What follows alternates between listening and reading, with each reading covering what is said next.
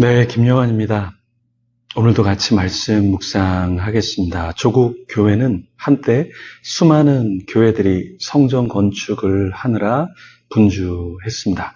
필요했죠. 부흥도 했고 공간이 더 필요했습니다. 비전관 혹 교육관을 더 짓고 다음 세대를 위한 공간들을 세워야 했습니다.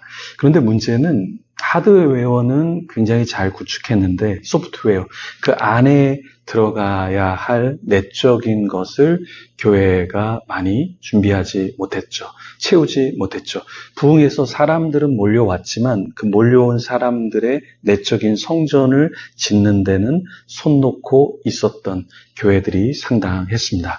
구약의 느헤미야는 성벽 재건을 했는데요. 그리고 나서 성벽 재건만 하려고 열을 올린 것이 아니라 외적인 하드웨어를 세운 뒤에 내적인 소프트웨어, 우리 안에, 성전 안에 그 건물이 아니라 건물 안에서 예배하는 자들의 마음이 신앙이 온전히 세워지도록 노력했습니다. 오늘날 교회도 내부의 영적 소프트웨어를 조금 더 장착해야 하죠. 최근 김호중이 쇠파이프로 누군가를 때리려고 한 영상이 화제되고 있습니다. 김호중이 거주 중인 빌라의 유치권을 주장하는 사람들과 귀가하던 중에 마주쳤는데요. 시비가 붙었다고 했죠. 당시 소속사는 오해로 인한 말싸움 정도였고 폭행은 없었다, 이렇게 발표했었습니다. 또한 양측이 화해하고 해프닝으로 그냥 잘 끝났고 정리됐다, 이렇게 이야기했는데요. 그런데 최근에 다시 이 내용이 세상에 알려지게 되었죠. 그 당시 쌍욕을 하는 내용이 또 쇠파이프로 때리려고 했던 그런 모습이 적나라하게 드러났습니다. 김호중 문제가 무엇이었죠? 노래의 실력은 있었지만 내면이 아직 더 다듬어져야 했던 것이죠. 김호중은 믿는 크리스찬이라고 했고 또 큰 교회에서 특송도 했었습니다. 그런데 2024년 올해 음주 후 뺑소니 사건이 있었죠. 그런데 그것을 숨기려고 했고 매니저에게 덮어 씌우려고도 했습니다. 거짓말을 했고 또 다른 거짓을 더하려는 모습이 국민들의 인상을 찌푸리게 했죠. 그런데 이런 일이 김호중에게만 있었던 것은 아니죠. 우리에게도 있을 수 있습니다. 우리는 어떤 존재인가, 어떤 성전으로 우리 자신을 하나님 앞에 드리고 있는가, 우리가 살펴봐야 하는 것이죠. 구약의 느헤미야 시대도 예루살렘 성벽 재건 후 예루살렘 인구를 재정착시키는 작업을 했고요. 그런 뒤에 종교적 제도를 재정비하려고 했습니다. 그러면서 사람들을 온전히 세우려고 했죠. 그 내용을 같이 들여다 보겠습니다. 느헤미야 12장 1절부터 21절까지의 말씀인데요. 먼저 1절부터 7절까지의 말씀 같이 읽겠습니다. 스알디엘의 아들 수룹바벨과 예수아와 함께 돌아온 제사장들과 레위 사람들은 이러하니라.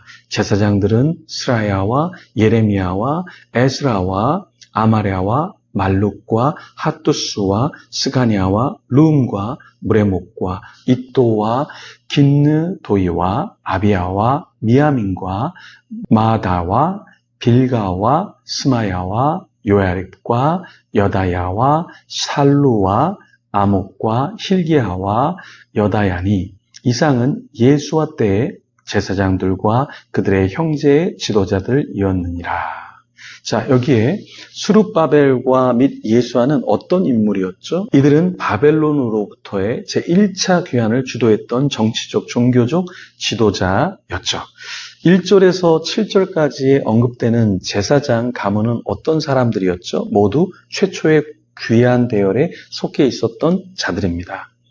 그렇다면 우리도 내가 어떤 대열에 속해 있는가, 우리 자신을 좀 돌아보면 좋겠습니다. 세상의 대열에 서 있고 거기에 열중하고 있는 사람인가?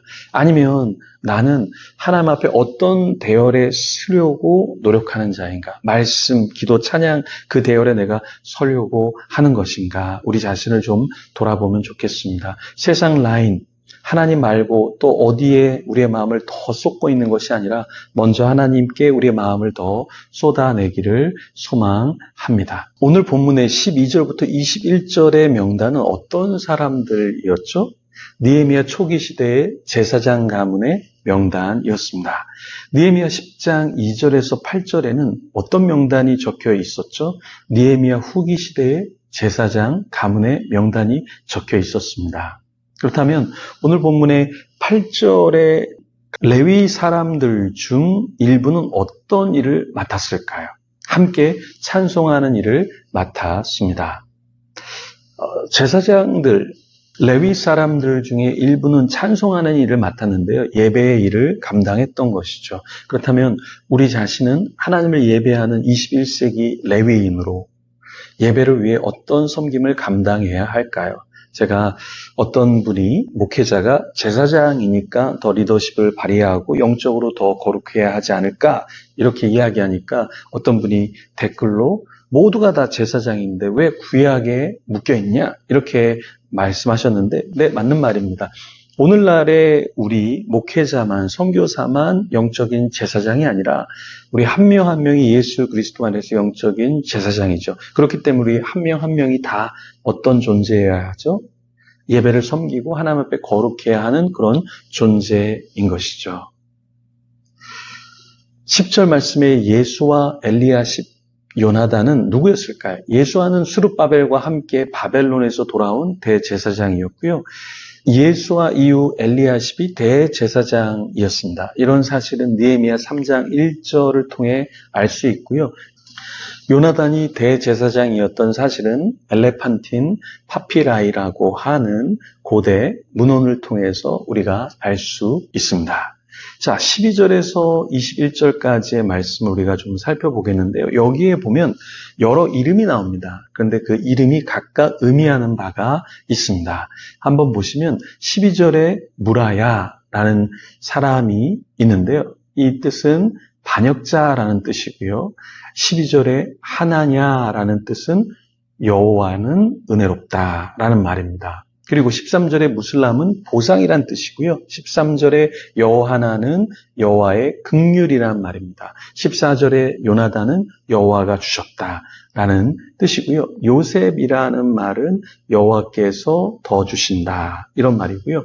아드나란 말은 황홀지경이란 뜻입니다. 그리고 헬게라는 뜻은 여호와는 나의 분깃이란 뜻이고요. 스가랴는 여호와께서 기억하셨다. 16절의 무슬람은 보상이란 뜻입니다. 시그리는 여호와가 기억하셨다. 빌데는 여호와가 구원하셨다. 삼무아는 여호와가 들으셨다. 여호나단은 여호와께서 주셨다. 마뜨네는 여호와의 선물이란 뜻이고요. 우시는 여호와는 내 힘이시다. 갈레라는 뜻은 알 수가 없고요. 에벳이라는 뜻은 건너편, 그리고 하사바는 여호와가 생각하신다. 느다날은 하나님이 주셨다. 이런 뜻입니다. 이렇게 여러 가지 이름이 있고 그 안에 신앙적인 의미가 담겨져 있죠. 그래서 우리의 이름도 불려질 때 우리의 이름이 그런 신앙적인 뜻이 아닐지라도 우리의 삶을 통해서 하나님이 드러나고 우리의 이름, 우리의 삶을 통해서 주님께 영광이 돌려지면 어떨까요? 오늘 하루를 우리가 살 때 나의 이름을 드러내는 것이 아니라 하나님의 이름을 드러내고 외적인 것만 쌓는 우리가 아니라 내적인 소프트웨어를 더 쌓는 가운데서 우리가 누구에게 실족거리가 되는 것이 아니라 누구를 시험에 들게 하는 것이 아니라 하나님의 평안과 은혜를 전하는 저와 여러분이 되기를 소망합니다. 우리 같이 이 시간에 눈을 감고 잠시 기도하며 하나님 앞에 나아가겠습니다.